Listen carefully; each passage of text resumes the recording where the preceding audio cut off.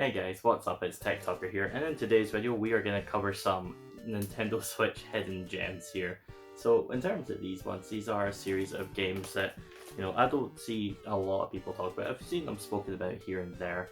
So in the point of today's video, as recommended by Jim Bob, so thanks for the suggestion, I'm going to cover some of these games here. So without further ado, let's get started.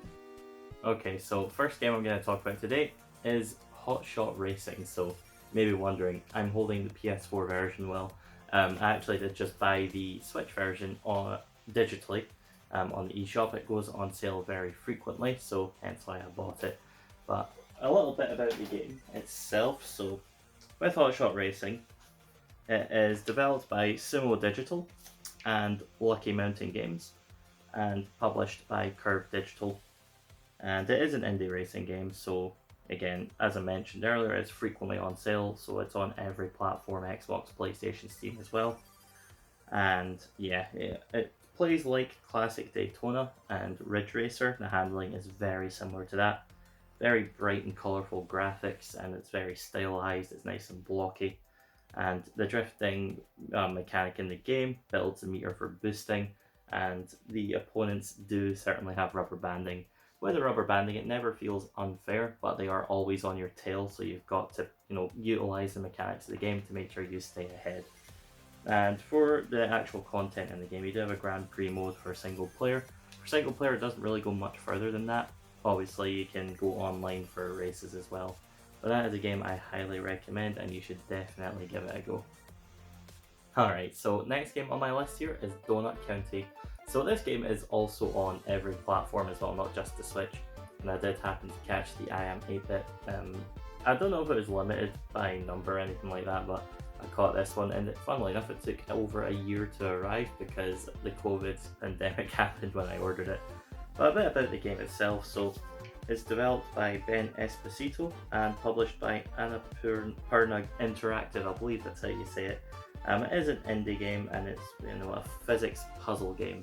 So you basically play as an expanding sinkhole, and as you suck up more items, more trash in the game as they call it, the hole gets bigger until you pretty much suck up the whole level. As part of that, this is a good game to if you're a trophy hunter, achievement hunter on other platforms. I've got the achievements on Xbox. I've played it on Switch before as well, but you can get an easy platinum off of that if that's your thing, so we maybe play it there. But on the Switch, well, it is like a relaxing, chilled game to play. You can turn off your mind, you don't have to think too hard about it. It's quite fun. It'll last you about an hour or so. It's not a massively long game. Again, simple, colourful, nice, fun, stylized graphics.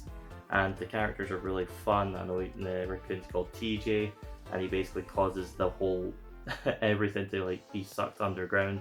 Quite funny, the characters are well written, and again, the whole point of it is you steal the trash and you basically ruin their lives. But yeah, that game also is rather inexpensive, a few pounds normally, and it goes on sale frequently as well, so keep your eye out for that one. Alright, so the next game I'm going to talk about, it's kind of two, I'm cheating a little bit here, but they're in the same series respectively. So it is Disgaea 5 and Disgaea 6 as well. So yeah, these games are, tactical RPG, strategy RPGs in the same style as, say, Fire Emblem. So in terms of these games, they are developed by Nippon Ichi Software, and across the world it's published by NIS America. And as I say, similar gameplay to Fire Emblem. Fun, quirky, zany characters. The stories are, bombastic and large, still relatively straightforward to follow, but the larger than life characters are really what draw you in to the main narrative. It is very weeby, so if you do like Japanese style, anime-esque, over-the-top fun goofiness, this is the game for you. But yeah, there's lots of options for characters, item combos as well, so the game is absolutely jam-packed with endless amounts of content and lots of replay value. Because you do have something called the item world in the game, which you can power up items, level them up by going through dungeons to beef them up. In the later games as well, you can auto these, so you can do something in the background as well, if you just want to power up your item and cheese the game essentially. But you also have another mechanic called reincarnation, and pretty much what that does is it allows you to basically reset your character, increase their stats over and over and over, and it's, oh man, you can get some insanely powerful characters, and that's where a lot of the replay value comes out of this game. So the reason I mentioned both 5 and 6, 5 has a pixelated sprite style graphics. There are other games on the Switch as well, like Disgaea 1 Complete, Disgaea 4 Complete, that have the same graphical style. Of course, everyone will have their preferences, but I've played 5 personally, others are backlog. 6 has 3D chibi style graphics, and I would say 5 overall has better performance than 6, but it depends what kind of graphical style you prefer. Ultimately, the gameplay is still very similar across the series. And as a side note as well, Disgaea 7 is an upcoming release that will be on the Switch and PlayStation as well. So yeah, if you have not played the Disgaea series and you like tactical RPGs, I cannot recommend it enough. I really like those games. Alright guys, so the next game I'm going to talk about here is called Moving Out. So you may recognise this if you're familiar with like Overcooked and that. It's pretty much what it is. It is developed by a Swedish game studio, Dev M Games, and an Australian developer, also SMG Studios. Published by Team 17, who also published, the Overcooked series. It is, it's a physics-based moving simulation game, so you have, co-op elements. So pretty much, you're part of a moving company. You throw around the luggage into like houses and stuff, and you've got like time limits to get certain ranks. That's kind of how it works. They're great couch co-op with friends and family. Again, referencing, like Overcooked, kind of that style of hectic chaos. Lots of great fun.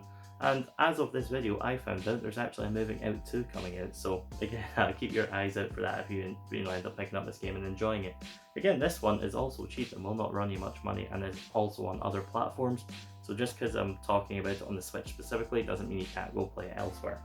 So again, the character designs are fun, blocky stylized graphics, kinda almost Minecrafty, but not quite. It's more rounded and cutesy. But yeah, if you've not played Moving Out, I cannot recommend this one enough. I've had tons of fun with this one personally.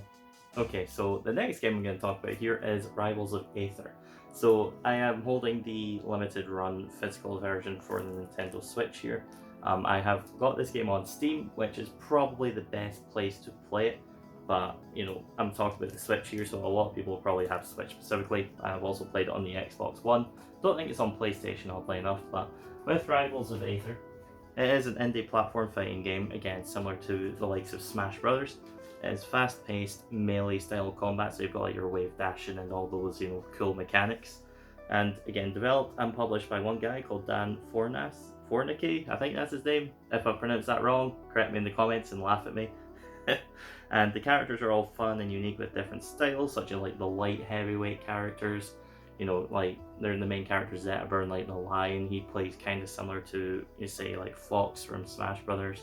Melee, and then you've got like Crag, who's a big beetle dude. He gives you like Donkey Kong vibes, But they are unique and they are interesting, because alongside the characters like Smash Brothers, it has third-party characters like Shovel Knight and Ori from like the Ori games. So yeah, in terms of that, it does have online and multiplayer, of course, and there is single-player content available as well, such as like an Abyss mode, which is kind of like just an endless fighter mode, and you've also got arcade single-player campaigns for each character as well. So yeah, on the Steam version as well, you do have the character workshop, which is tons of fun, lots of great custom characters there. So yeah, if you've not played Rivals of Aether, again, if you love Smash Brothers and platform fighters in general, it is probably one of the best ones available. And a bit of a recurrent theme here, this one also has a sequel in development, and it's going to be fully 3D, looks a lot more higher budget and high end, so I cannot wait to get my teeth sunk into that one. Okay, so the last game I'm going to talk about today is actually published by Nintendo, and it is Sushi Striker Way of Sushido. In terms of this game, it is an action puzzle game, and again, it's developed by Indie Zero and published, as mentioned earlier, by Nintendo. It's got addictive gameplay, and what you do in this one, what makes this puzzler unique out of everything, you kind of line up the plates, and you get as many plates of the same type of sushi as possible to do the most damage to your opponent. And it can get really fast, it gets really hectic and crazy. It's tons of fun. So with this visuals, it's anime styled. You get proper anime style cutscenes, which is pretty cool. And with the RPG elements in the game as well, so it's not just straight up puzzles. You get to level up these Pokemon-like creatures called sprites, and you also evolve them. So again, you get more powerful throughout the game. There is progression as well. You're not just mindlessly lining up sushi. And there are a range of modes as well. The main one that will take most of your time, like for me it took me about 15 hours or so to beat, was the story mode. And you've also got a puzzle mode and a multiplayer mode, which is also local or online, down to your preference. But this game, like the others, this one, had a significant price drop very quickly. You can easily find this for under 10 pence these days. If you've not played this and you love puzzle games, this one again I can't recommend enough. It's a fantastic game, and it's something I'll probably get to pick up and play in the future again.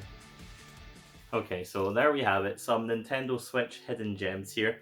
You'll see I'm holding a PlayStation 4 game. That's just, as I mentioned earlier, I've only got it digital. But yeah, if you can come across any of these games, even if you just want to get them off the eShop, again, a lot of them do frequently go on sale. Some of these games, even the physical ones, don't run you much money.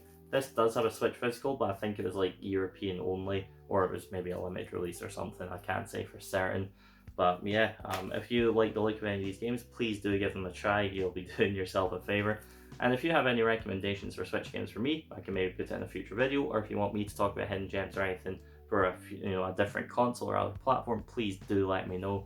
But as of now, thank you for watching. Please do like, share, and subscribe, and I'll catch you in the next one. Thanks and goodbye.